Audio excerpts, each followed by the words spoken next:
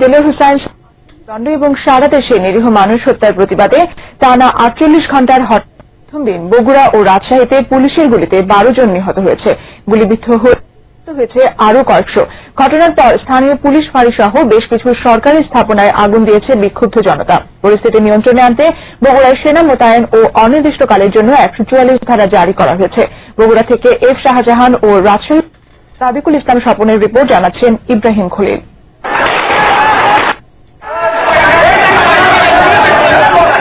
সকাল থেকে বগুড়ায় আল্লামা সাইদি ভক্তদের সাথে আইন শৃঙ্খলা বাহিনীর সদস্যদের দফায় দফায় সংঘর্ষ হয়। এ সময় র্যাব পুলিশের গুলিতে কয়েকজন মারা গেলে পরিস্থিতি আরো উত্তপ্ত হয়ে ওঠে।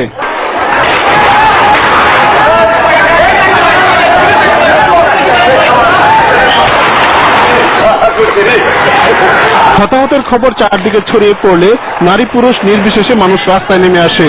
ঘেরাও করে আগুন ধরিয়ে দেয় কয়েকটি পুলিশ স্টেশন ও অন্যান্য সরকারি স্থাপনা।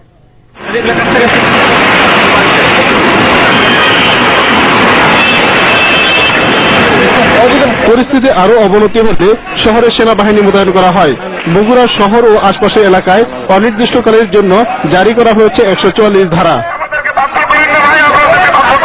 এদিকে গোদাঘাটিতে আইন শৃঙ্খলা বাহিনীর গুলিতে আরো 2 হরতাল সমর্থক নিহত হয়। গুলিবিদ্ধ হয়ে আহত হয় আরো কয়েকজন।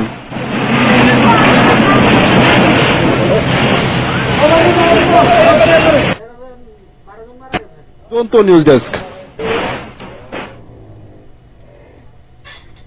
জানতে আমরা কথা বলছি এফ শাহজাহানের সঙ্গে। শাহজাহান, বগুড়ার সবশেষ হরতাল পরিস্থিতি আমাদের জানান।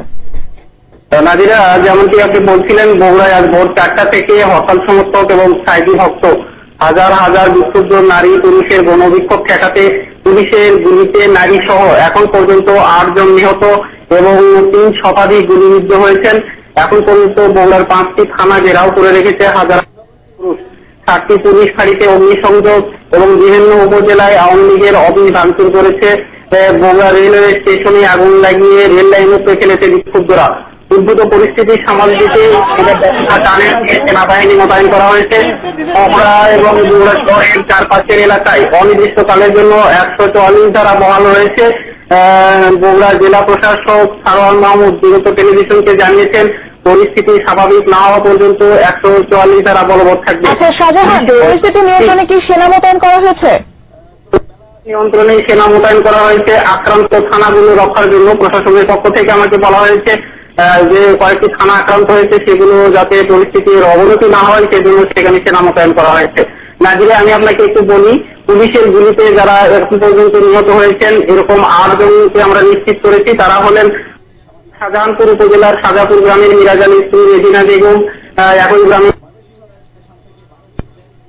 ছেলে আব্দুর রহমান, মুরাদপুরের দুলুমিয়া পার আপলে গ্রামের জিয়াউর রহমান, বগুড়ার শিবগঞ্জ উপজেলার রায়মাঝিরা গ্রামের বাবু মিয়া, বগুড়ার সদর উপজেলার আলমগীর হোসেন এবং চিটু মিয়া।